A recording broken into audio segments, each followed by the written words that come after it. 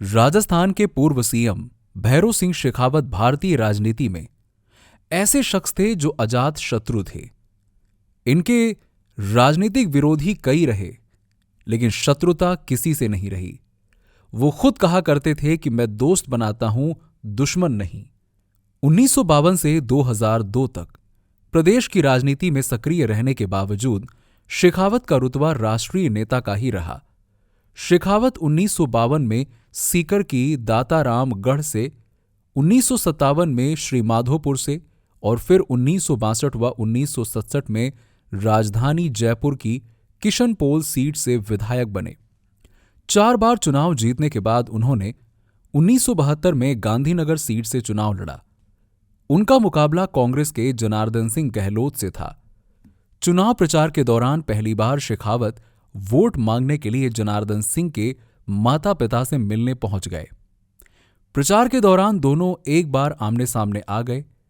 तब भैरों सिंह शेखावत ने सबके सामने जनार्दन सिंह से कह दिया कि आप तो जीत रहे हो।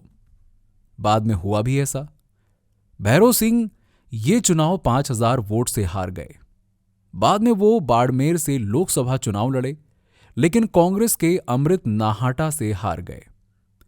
देश की आजादी के बाद जब राजस्थान की राजनीति में हर तरफ कांग्रेस का बोलबाला था, राजे रजवाड़ों से लेकर प्रजामंडल के नेता तक कांग्रेस की बैलों की जोड़ी के साथ थे।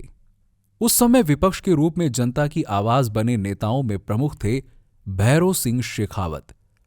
राजस्थान के बाबोसा, राजस्थान में जनसंघ का दीपक जलाने वाले और बाद में बनी भाजपा का कमल खिलाने वाले सबसे अग्रणी नेता भैरों सिंह शेखावत ही थे।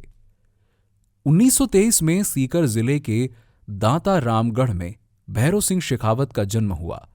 राजस्थान के 3 बार मुख्यमंत्री और देश के उपराष्ट्रपति बने बाबासो को कौन भूल सकता है। 2002 में शेखावत को पार्टी ने उपराष्ट्रपति बनाया। बाबासा के नाम से प्रसिद्ध शेखावत प्रदेश के हर विधानसभा क्षेत्र में अधिकांश कार्यकर्ताओं को न केवल नाम से जानते और बुलाते थे, बल्कि सबसे आत्मीय संबंध भी रखते थे। संभवतः भारतीय राजनीति में शेखावत एकमात्र ऐसे नेता हैं जो 8 अलग अलग विधानसभा क्षेत्रों से सदन में पहुंचे थे। पहली बार 1952 में दांता रामगढ़ से जीतकर इन्होंने मरुधरा में जनसंघ का दीपक जलाया। 1957 में शेखावत श्री माधोपुर से विधायक बने। 1962 और 1967 में जयपुर में किशनपोल से विधायक बने। 1977 में छबड़ा से जीते और तब शेखावत के नेतृत्व में राजस्थान में पहली बार गैर कांग्रेसी सरकार बनी। खास बात यह है कि उस समय शेखावत राज्यसभा के सदस्य थे। जनसंघ ने इन्हें मध्य प्रदेश से उच्च सदन में भेजा था।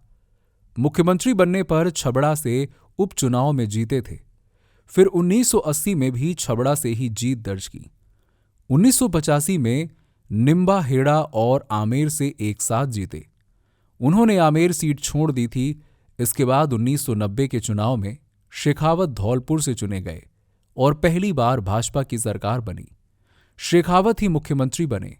बाबरी मस्जिद विध्वंस पर राजस्थान में राष्ट्रपति शासन लग गया। इसके बाद 1993 में चुनाव हुए तो शेखावत बाली से चुने गए और मुख्यमंत्री बने।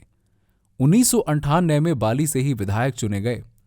इस बीच 1971 और 93 में गांधीनगर और श्रीनगर से चुनाव में हार का सामना भी करना पड़ा। 93 में दूसरी सीट बाली में जीत दर्ज हो गई थी। 1972 में बाड़मेर से लोकसभा चुनाव भी लड़े, लेकिन हार का सामना करना पड़ा।